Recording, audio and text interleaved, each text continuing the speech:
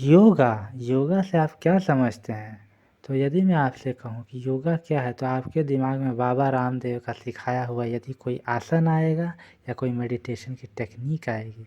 और भारतीय संस्कृति में अगर हम जाएं और वेदों और पुराणों के मेथड समझने की कोशिश करें, तो योगा एक बहुत ही एंशिएंट और बहुत ही पुरानी साइंटिफिक मेथड है, जिससे आप अलग अलग कॉन्शियसनेस को अलग अलग स्तरों पर समझ सकते हैं।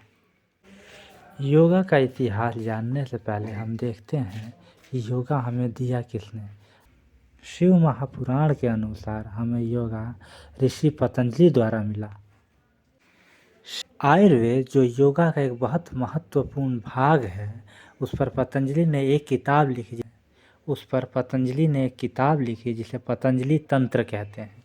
पतंजलि तंत्र में अलग अलग बीमारियों के लिए, अलग अलग रोगों के लिए अलग अलग दवाइयाँ और विधियाँ दी हुई हैं, जिससे मनुष्यों को ठीक किया जा सकता है।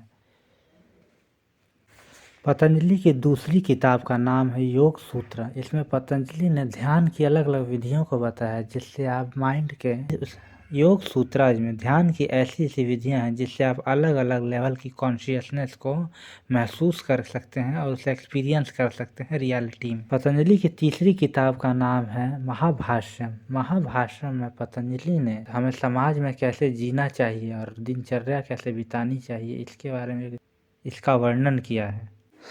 योगा की सबसे आसान परिभाषा खुद भगवान श्री कृष्ण ने गीता के चैप्टर 2 श्लोक 48 सिद्ध सिद्ध समो भूत्वा समो योग उच्यते। इस श्लोक का मतलब है इस श्लोक का अर्थ है जो मनुष्य सुख में दुख में बिल्कुल एक समान रहता है और अपने कर्तव्य का पालन करता रहता है और उसका मन किसी भी विपत्ति से विचलित नहीं होता, ऐसे मनुष्य ऐसी बुद्धि वाले मनुष्य को हम कहते हैं कि वो योगा में है। ऐसी बुद्धि को हम कहते हैं कि वो योगस्थ बुद्धि है। योगा की परिभाषा दी है कि अपनी कॉन्शियसनेस को मनस से लेकर चित्त तक ले जाना ही योग है। अब आप पूछेंगे मनस और चित्त क्या है? हमारी कॉन्शियसनेस को 4 भागों में बांटा गया है। जो सबसे लोअर लेवल ऑफ कॉन्शियसनेस होती है, जो सबसे छोटी कॉन्शियसनेस होती है, उसे मनस कहते हैं। मनस में सभी जीव, मनुष्य सुख दुख हानि लाभ पीड़ा को महसूस करते हैं। और चित्त वो आखिरी कॉन्शियसनेस होते हैं जहाँ पहुँचकर मनुष्य और ईश्वर में कोई अंतर नहीं रह जाता, यानी हम पशु से पशुपति बन जाते हैं। इन अलग अलग ब्रीथिंग एक्सरसाइजेज को ही प्राणायाम कहते हैं।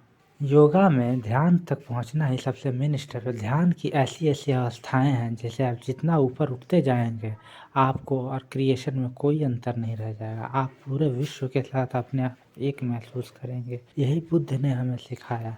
चाहे आप बुद्ध को देख लें या शिव को देख लें, इसलिए ध्यान की समाधि में बैठे रहते हैं। ध्यान का आखिरी चरण समाधि है। इस पर पहुँच कर आप अपने और ईश्वर में एक हो जाते हैं। धन्यवाद।